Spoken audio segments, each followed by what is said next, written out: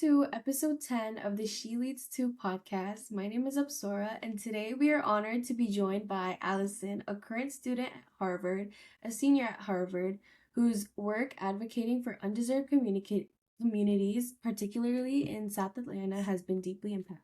Thank you for joining us today, Allison. Could you please introduce yourself? Yes, hey everybody. My name is Allison Hunter. I'm a current senior at Harvard College studying government and African American studies with a secondary in educational studies. I am from Atlanta, Georgia, specifically the South Side, or also known as South Atlanta. I went to South Atlanta High School and grew up in Atlanta Public Schools. And a lot of my work is really about making sure that people not only understand the experiences of people who come from the certain neighborhoods that I come up in, being an inner city student, but that they feel prepared and feel that, they also have a place in this world and that where they're from doesn't necessarily dictate where they're gonna end up, but also how can we empower each other's families and just do the work to make sure that even just post grad students feel like they have something to offer and they also feel like they are well resourced to do so.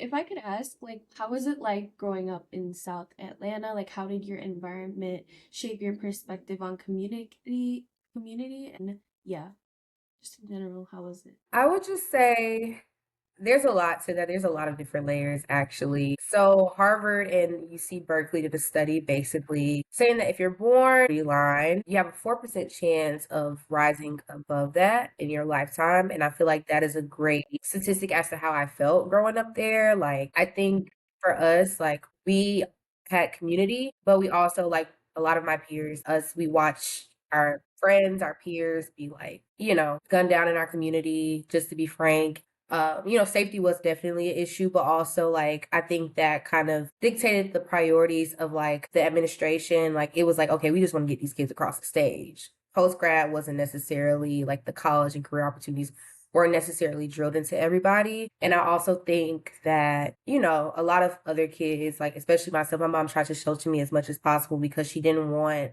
that to be my reality. But I met so many amazing people, mentors, one who's a councilman now, as well as some of my like closest friends ever from this community. And I still live in that community to this day. My mom just bought her first home, and that is where we reside for the rest of our lives. So I think just like I said, figuring out how to like build that community up and make sure that students feel prepared and feel loved and feel like they can be able to navigate our community with resources and, just the liveliness that other people have been able to have in other areas in the city. So, yeah. So, like going from this transition from South like Atlanta all the way to Massachusetts, like for university and such. How was that transition for you? What similarities were there? Like what differences were there? Like could you please go a little into that? Like how was that switch for you? Yeah, so I'm actually the first person from my high school to attend Harvard. And really, I don't know about any other Ivy League, but I didn't even see myself applying to a school like that. I applied to pretty much like all HBCUs.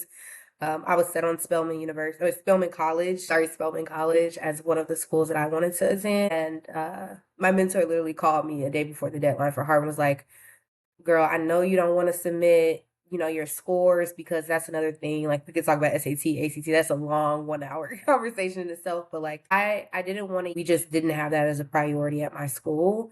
Outside of like, okay, go on Khan Academy is free. I'm like, that's not gonna give me the support that I need. So she was like, yeah, girl, just apply. We're gonna change your like application a little bit from Spelman to, talk about diversity for Harvard. I was like, no, I don't want to do that. So she kind of forced me a little bit. She was like, you don't have a choice. So I honestly never in a million years would even I been in the New England area. And my friends, once I got in, were just like, you can transfer to Spelman, but you can't transfer to Harvard and at least see what it's like so that we can, live through you, but also at least say that somebody from our school went. And when I got there, obviously it was cold. There is a lot of elitism that comes to being at a school like Harvard.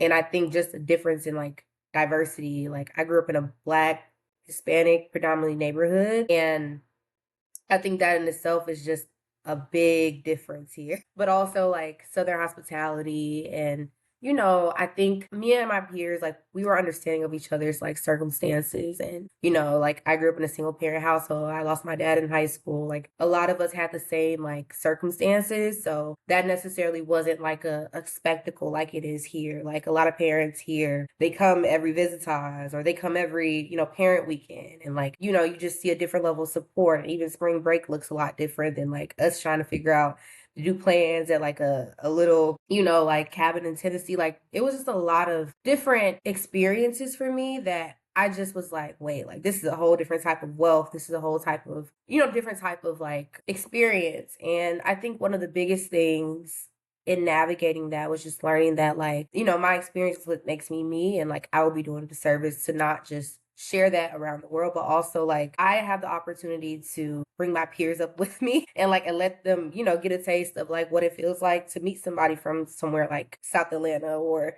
any city for that matter that, may have a little bit of humble beginnings. But I think the biggest thing is like I had the opportunity to go to a school where there was so many resources and to the point where I didn't even know that a lot of them existed to this year. But just being able to say, well, I go to a school that has anything that I want to do or can connect me to someone who can do that. Or, just like having support to do public service in the summers because of the stipends that they provide, or, just all those investments that really do mean something. And like, you just get a different level of attention just being here. They are invested in you in a different type of way.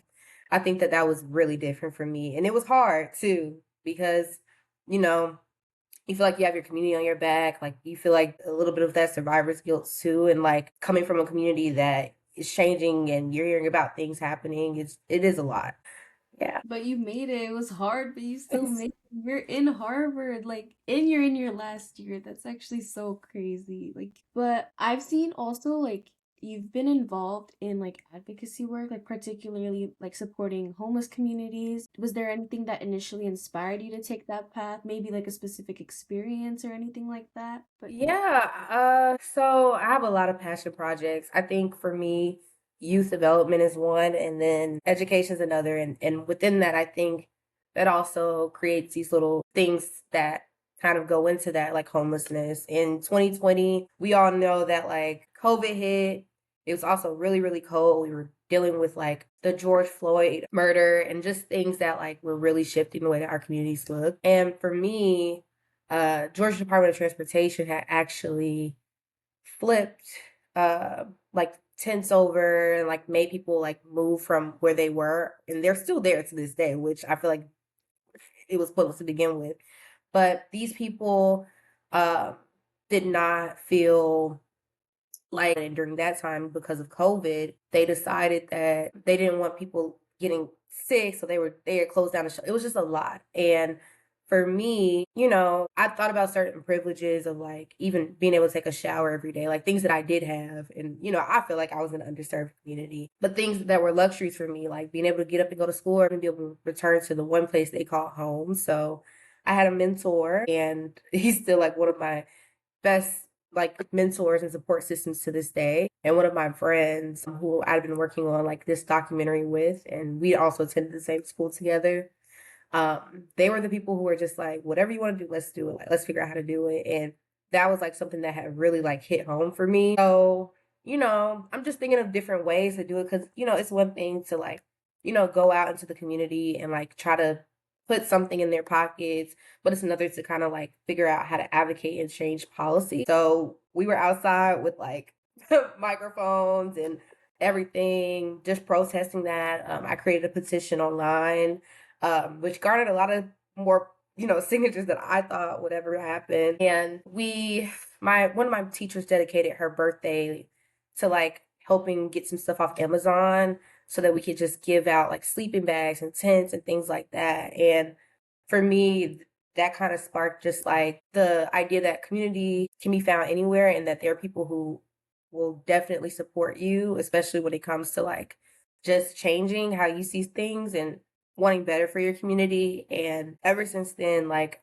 we've done like annual fundraisers or, like collected supplies on behalf to kind of like support that community. But it is an issue that is the same across the world. So it can't be changed overnight, but it's something that I've always like just grown to love. And then yeah, like just being able to like change one person's life or their circumstances or point them to different resources in the community, I think for sure has been something that I've always been attached to. That's wonderful to hear. But do you also feel like this like has changed? Do you feel like your identity has shaped like your experience at Harvard? Like these like experiences in general, you know, like helping out the homeless and such. Like has this shape how has this shaped like your experience at Harvard? I think for me, like community service and volunteer work has always been a part of like my identity. I just feel like I come from a lot of people who wanted to do that or just didn't know how.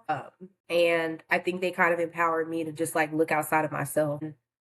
I think when I got to Harvard, I realized like some people are just now getting their footing into that, or like they'll write about it, or, it'll be a part of like a syllabus conversation, but it never really translate outside of that unless it's for like political matters and things like that. So I think, like I said again, just carrying my identity and carrying my experiences and being a resource. Like every time we talk about it with a professor, I'm like, well, I actually know what's going on here. I can speak to that. But also I think there are some communities and like Harvard also has like a shelter, like a program for homelessness that you can volunteer at every day, as well as like during breaks. I think those programs are like very helpful. But I think like again, when we start talking about policy and things like that, there are a lot of people speaking from experiences that never have pertained to them or like they have no idea about. So it can be a little invalidating at times when people, are just like shooting down the whole idea or like not being very open minded about like what transformation can look like. But I think that's my goal. And I also am burdened with like being able to meet people. It depends on it when it necessarily doesn't now for me, but for the people that I know, very different. So I think that has in itself just played a role in like how I show up every day, how I even think about service, how I think about participation. Like I'm not gonna give my all to something that I know isn't a passion project of mine or like something that is very dear to me. I've learned like also not to give a lot of like those vulnerable stories or like those things to people who aren't necessarily in the best mindset to actually care about them. So, yeah. That's so great to hear like how your experience really like goes into like your beliefs and such and like hearing other people who haven't really been through it like talk about it. I feel like that's like yeah, like I don't know how to say it, but I understand like what you mean by like that can be like invalidating or like frustrating and such. Like really a part of your plan. You were just kind of forced into it. But also like do you feel like you regret that? Like do you or no? So yeah, when I got in, I didn't even think I just saw the little email and low-key I forgot that I applied. That was like your profile or academic whatever has been updated. So I didn't know anything about Ivy Day or any of that. So I I opened it and I was like I literally like I was I was in shock, like a stage of like the worst shock I've ever had in my life almost. And I was so full of emotion because it was just like I not necessarily doubted myself, but like when you don't see yourself as capable, like you limit yourself to opportunities. And like for me, I'm like, I look good on paper, right? But like I haven't seen anybody go from like South Atlanta to Harvard. And I also hadn't seen, just like what that experience would look like going to like a PWI. Because even the state like schools in Atlanta are pretty much predominantly black, or like they graduated the most black students in Georgia. So for me, I was like, what the heck? I passed out like twice. And then I got all these calls from people who were just like, congratulations, like I'm so proud of you. And like there's a video on my page that was like the after effect of like me just crying because I was just so full and like I just never expected that for me. Fast forward, I went to Visitas, which is like the weekend where you kind of get to see, they fly you out to see the campus. I definitely had some people tell me to run. They were like, "Girl, this is not it." Like, but I think they were coming from the perspective that like you got full ride to go to Spelman, which I got 2 days after I got into Harvard after applying for months and trying to get. I'm balancing that while also when I went to Spelman, like there were some women that talked to me were just like, like who gets a Colorado doesn't go. And then there were people who were just like, girl, you're balancing a lot of that. And like my brother, he texted me every day and was like, just like go to Harvard, just go, please. Like, just please do it. To this day, like who I am and like how or where I end up. But I do think it did. And like, I don't regret my decision only because like I've been able to meet so many amazing people. I kind of had to find myself, and there were times where I didn't feel like I belonged here. But I think all that has changed because I have been able to find my village, which is bigger than what I expected. I've been able to background, but we relate on things, whether it's politics or just showing up or figuring out like how to create community for the people who when we leave are going to be here and look like us. And outside of that, the resources, like I said again, Harvard, they don't pub it enough, but if you make under $100,000 a year, you can go to the school for free. When we're thinking about social mobility and what that means for somebody from my side of town to be able to come to a school like this, it is very important. Free dinner, free food, free like housing. They give you the coats, and they give you money to do a lot of things that you would never know what to do with.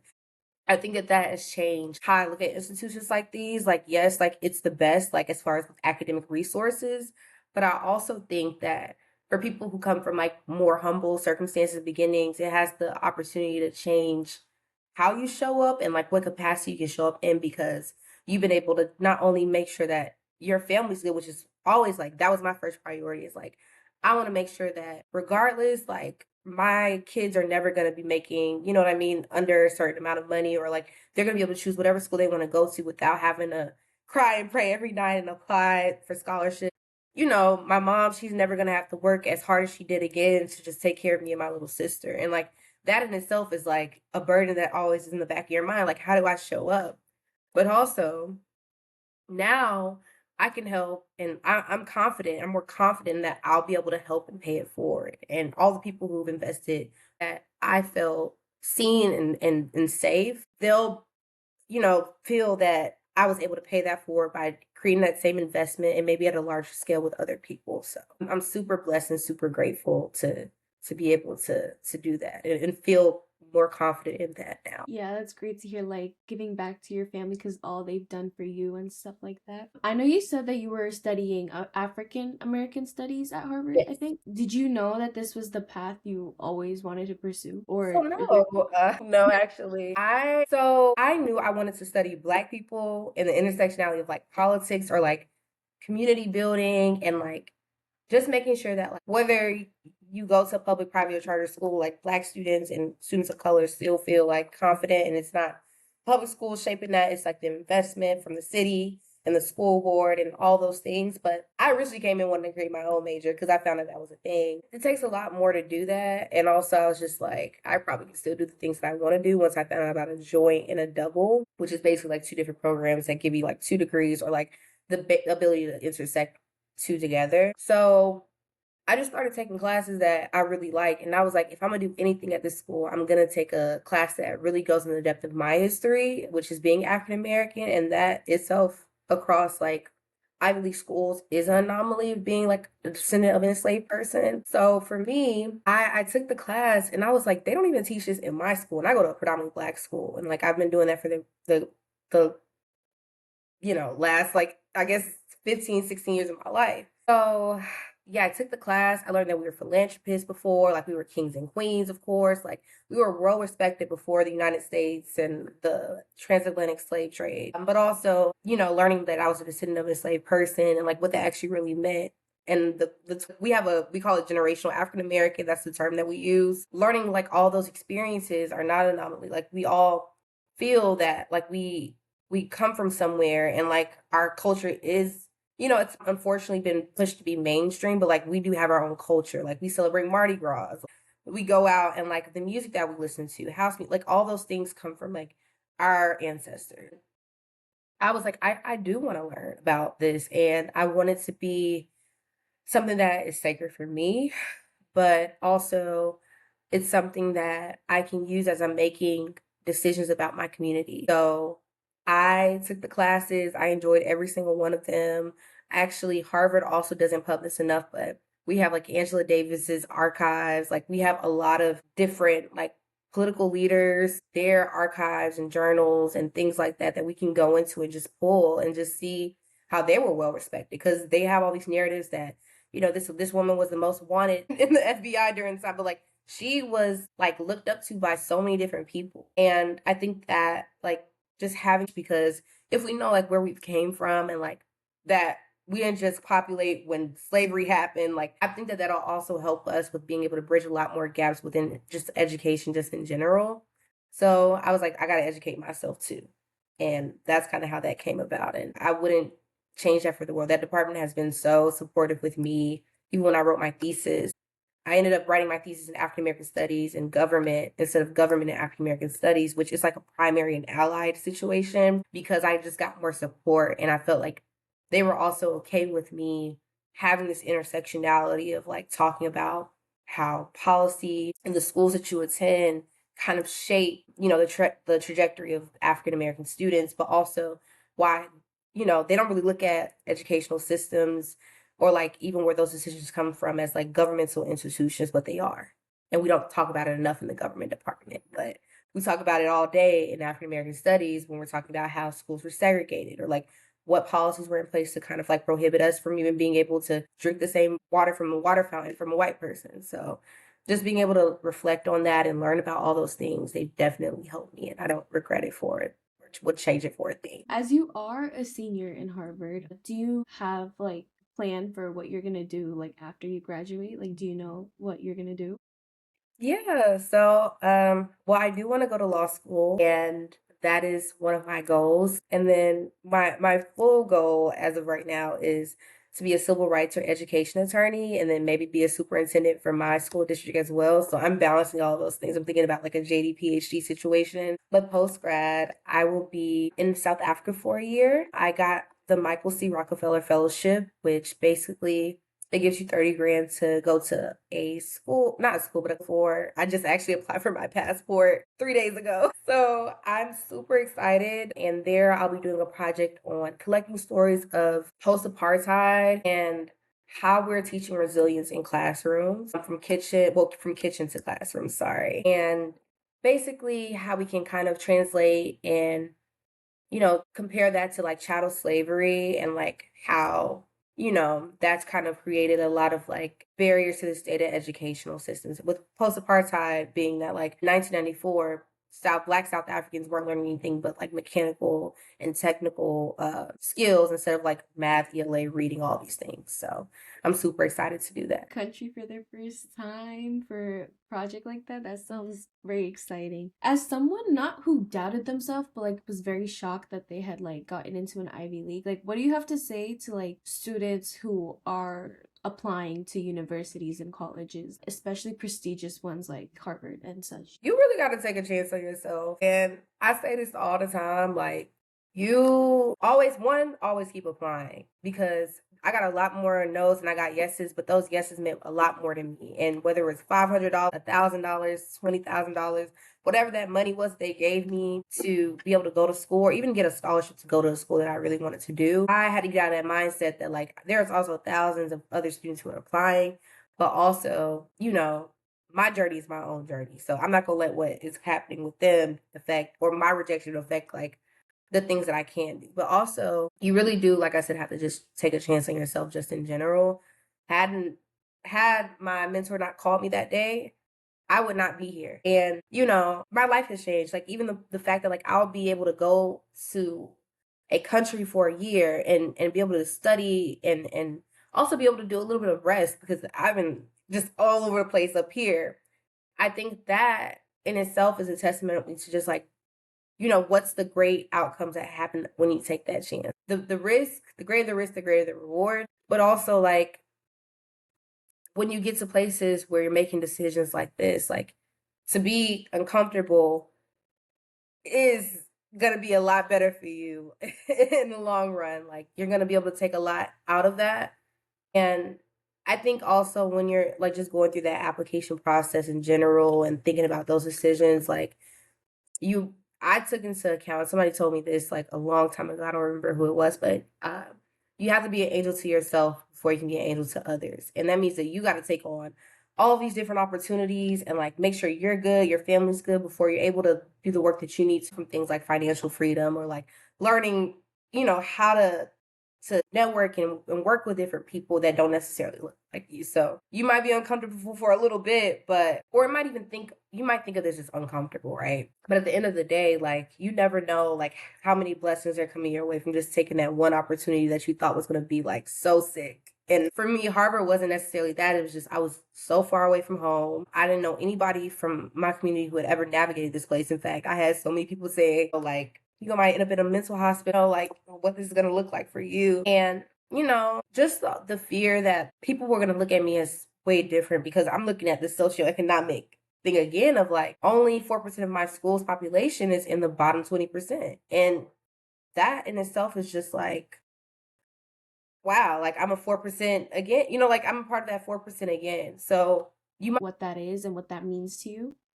Yes, so I'm a part of Alpha Kappa Alpha Sorority Incorporated. I actually am part of the Lambda Upsilon chapter, and that we were founded in 1908, which is why that is in my highlights. But sorority is actually the first Black sorority and own, but also in order to do the work that we wanted to do, which is in an intersectionality of sisterhood and service, we wanted to create that within college women. So our motto is to be of service to all mankind. And that in itself just speaks to like who I am and also the women who've kind of been my mentors in these last 22 years of my life, whether it was a teacher or like my great aunt. And at pretty much, I would say we're pretty common at a lot of schools and universities. We are supposed to do that worldwide and we're even international. So being able to even I'm in a chapter with MIT and Wellesley College, being able to be with women from all walks of life and have that same passion to be able to change our communities and be able to do that within each other. Some of these girls that I'm with, they don't have like older sisters or younger sisters, and they've always wanted to experience that, being able to offer that, but also receive that. I think it has definitely just helped me, and I'm so proud to be a member. So I actually was initiated in spring 24, and I'm about to hit my 2-year anniversary, so I'm super excited for that. That's great to know. How do you typically respond to like challenges or moments where you feel like maybe underestimated? What helps you stay grounded during these situations? And like has your responses maybe like changed over time? I was gonna say they definitely have changed over time. I think for some people, or from what I've gathered, my whole like life, like just a little like crazy for some people to even be able to experience or think about experiencing. And I think the other part of that is like I've been able to navigate and do a lot with a lot less than a lot of other people. And I think that that in itself is a testament to who God is. And I think also to like what I'm able to do in like my capacity. And I think I've been challenged in a lot of ways in that way where it's just like there are people who underestimate like my knowledge because of like where I'm. And I've had to kind of like, of course, like change my response to that because first, when I first like experienced it, I was like, I did, just have a little bit of imposter syndrome, like in the fact that like I don't have anybody to even really lean on who's navigated a space like this and who's came from similar shoes than I. But then I realized I did. Like there are people who've been able to navigate this. And I also know that just I'm right where I'm supposed to be. You know what I mean? I've had to definitely think about also like how do I react when things like that happen or like how do I also preserve my integrity and like who raised me and like the community that I come from. And it's definitely been that's been one of my biggest challenges is like trying to like preserve my peace while also like standing my ground and like standing in like who I am. But I think I've been able to like learn from that. And I think the biggest thing that I've learned is like I said again, like you have to pick and choose like your battles based off of like this idea of like I know that I have a lot that I want to do in life, but I also know they're never gonna see me like on their level. You know what I mean? Just in the spaces that I'm in. But that doesn't necessarily mean that I'm not supposed to be in those spaces. That just means I'm supposed to like, you know what I mean, make sure that people know that like I'm here to stay or like I'm here because I really want to be here. Otherwise, I wouldn't be here. So, did that answer your question? Yeah, yeah, of course. How do you balance your academic responsibilities like with your social life and maybe like other commitments because you do go to a very prestigious college, so I feel like that can maybe be hard. So, if it is, like how do you balance that? I like my free time. Ever since I got into college, like I've kind of made it a priority for me to have that. Now, sometimes I did have to have that Friday class, but for the most part, Like even this semester, I only have classes on Wednesday and Thursday. Last semester, it was like I didn't have classes on Mondays or Friday. And like I've tried to make that continuous in my entire journey, but that also allows me to do the work that I need to do. You know, I have a job, so I have to make sure I'm also doing that. And then on top of that, be able to kind of like nurture my space. I'm a homebody at heart a little bit. Like I love being in my dorm. But I also do love going out and like being with my friends and turning up.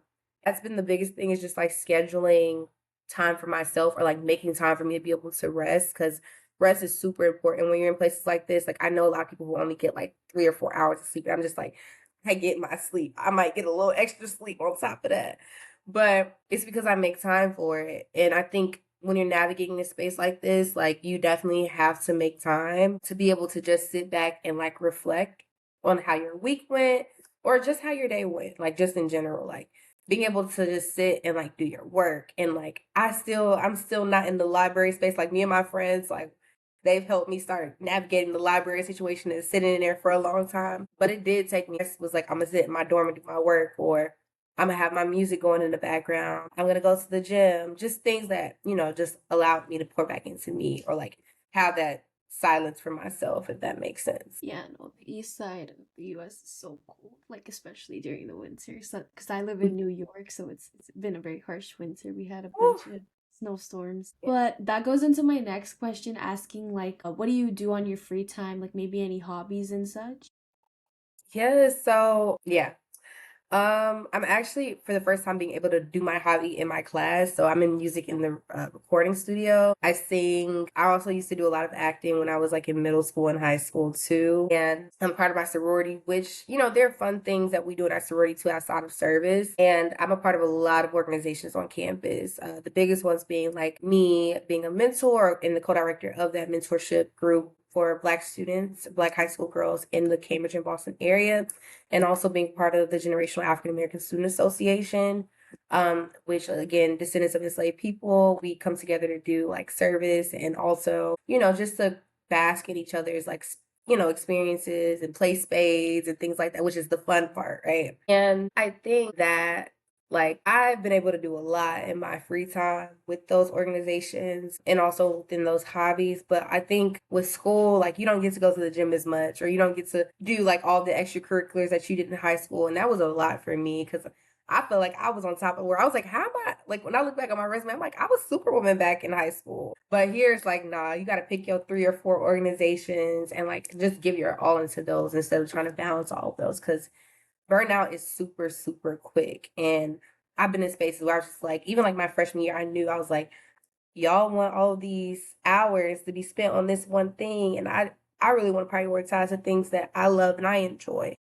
Yeah. That's pretty much like, is there any like last minute maybe like comments you want to tell? Because we are the She Leads Too organization, so maybe any advice to like younger like women in general? Yeah. I think again, like I just talked to my fourth graders a few days ago about just like how women we just got the right to vote not that long ago or even like you know have our first Black woman appointed to the Supreme Court, like things like that. And I think it's super important that as you navigate any space you're in, whether you go to HBCU or PWI, that you definitely give yourself the ability to rest one, but also that you know how capable you are and that just where you come from doesn't necessarily define where you're going, but also like as you think about like how you want to pour into those spaces that have helped you, that you're also thinking about like how you can be the best person and show up as the best person. And I think that that goes back to a lot of pressure to kind of conform to a lot of societal standards